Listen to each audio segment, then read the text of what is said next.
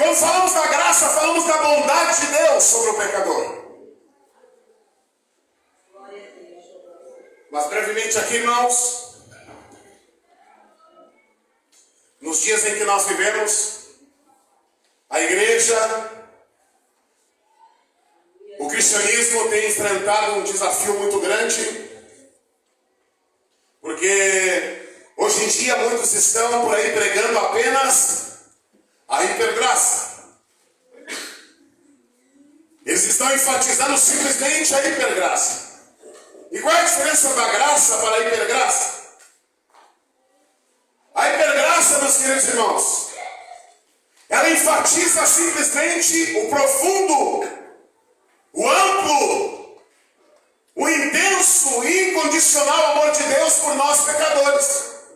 A hipergraça, ela enfatiza apenas o amor de Deus. A hipergraça enfatiza apenas que Deus é amor, que Deus é generoso, que Deus é benigno.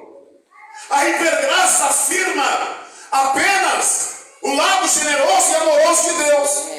Romanos 8:1, portanto agora nenhuma condenação há para os que estão em Cristo Jesus, que não segundo a carne, mas segundo o Espírito, porque a lei de vida em Cristo Jesus me livrou do pecado, da lei e da morte. E isso é verdade. Deus nos amou com amor incondicional. Deus é um ser amoroso, benigno, generoso, gracioso. Tudo isso é verdade, mas a graça e os pregadores da hipergraça, eles se ocupam apenas em enfatizar o lado amoroso de Deus, o lado bondoso de Deus, o lado incondicional de Deus. Os pregadores da hipergraça, eles não enfatizam o arrependimento.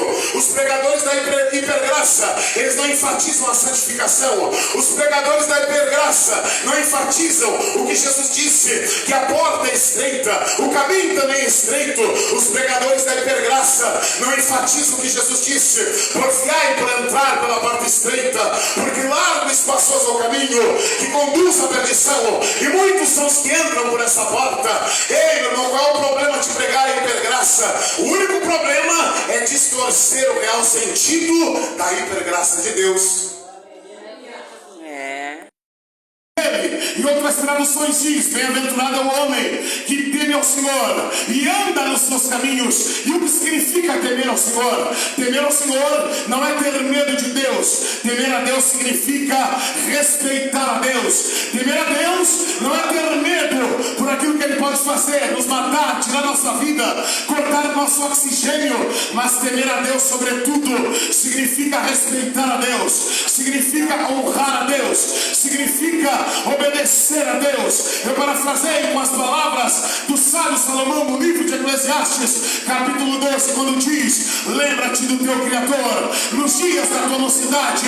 A expressão lembra-te do teu Criador é como se ele estivesse dizendo: viva em reverência ao teu Criador, vive em obediência ao teu Criador, use o teu vigor para honrar, aleluia, obedecer ao Criador.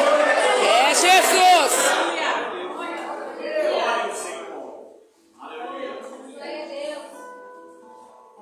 A Bíblia diz que o temor do Senhor é o princípio da sabedoria.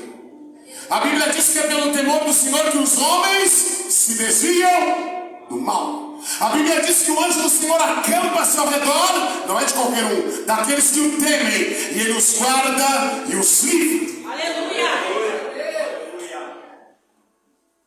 Temer a Deus, então, é viver em reverência a Deus, é honrar a Deus, é obedecer a Deus, é obedecer os princípios da palavra de Deus.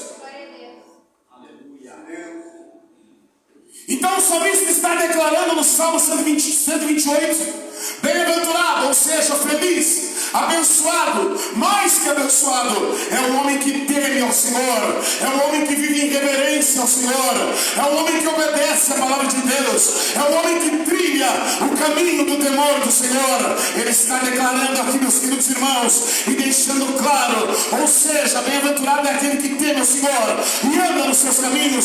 Só anda nos caminhos do Senhor aquele que tem o temor de Deus no seu coração, porque é pelo temor do Senhor que os homens se desviam do mal, e que essa noite o temor de Deus recaia sobre o meu e sobre o teu coração. Que essa noite o temor de Deus seja notório em nossas vidas.